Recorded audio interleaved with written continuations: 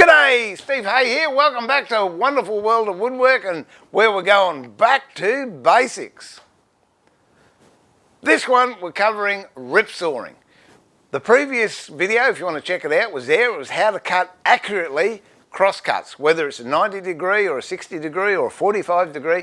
It doesn't matter. If you follow the method that is in that video there, you'll be cutting like a champion in no time flat. The other one that I'm going to cover this time is ripsawing. So crosscut is when you're cutting across the grain. Ripsawing is when you're cutting down the grain.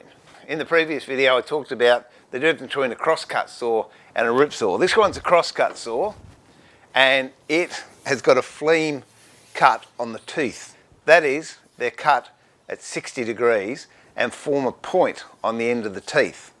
So when you're cutting through timber, the points actually sever the fibres and then clear the swarf away.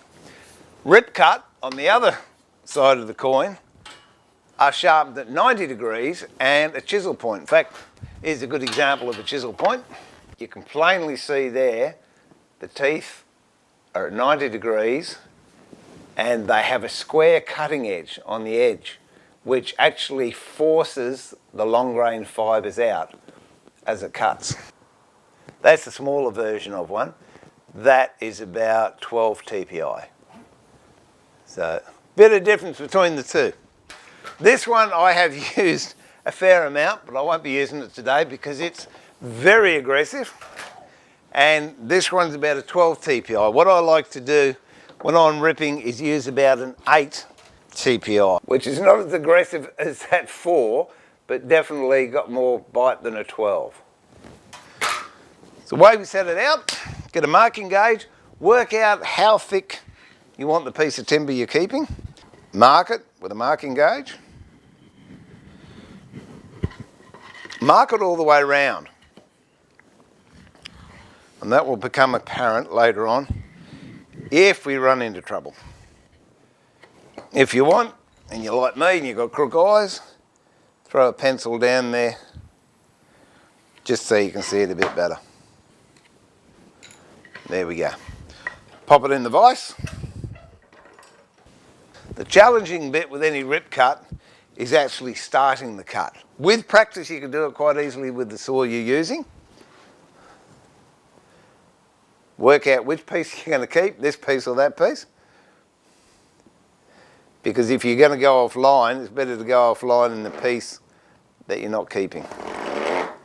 Now I'm just drawing back on that, which is the way a Japanese saw cuts, but these Western saws cut on the push. But I'm getting a groove in there, just to start me off. Light pressure, don't try hard, and then sawing action like that. Gradually bring your saw down flat, and just see how you're going on this line. So I'm cutting down, this is going to be my waist side here, and I want to keep this. So I'm going to keep it a little bit fatter than I need, and then I can clean it off with a plane. When you're cutting for a rip too, never cut it to the exact size you want it. Always cut it a little bit bigger than what you need, because that allows for a clean up afterwards. And if you do deviate off course and you go into the area that you want to keep, well, you just ruined a piece of timber, or you've got to reevaluate your design, one or the other.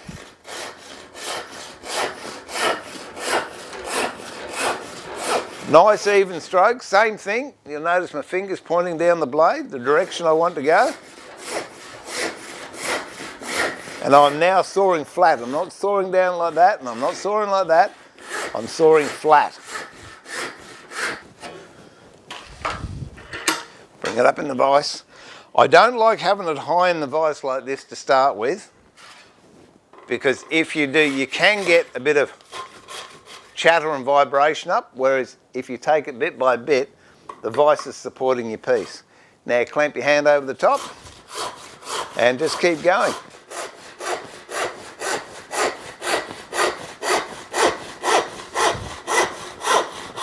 And don't be frightened to use the whole saw. A lot of people, they only want to use a piece of the saw, you know, little cuts like this. No, use the whole. Look how far we can go down with that. nice, long, even cuts.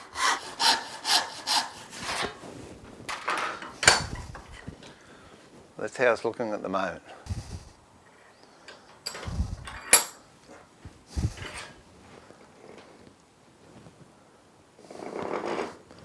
Again, see if we can start it off. There we go. Cut down that line. And there we go. It's ripped. Now, the inside I might have had a bit of twist on the handle too much, and we're a little bit high, but we're on the waist side. We're on the waist side of what we want to keep. There we just about followed the line down the way we wanted to. So now we can just plane that straight.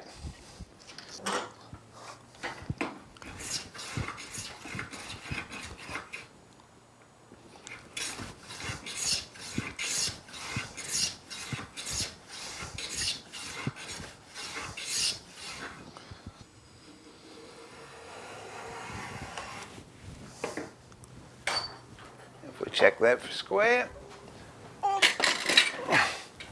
There we go.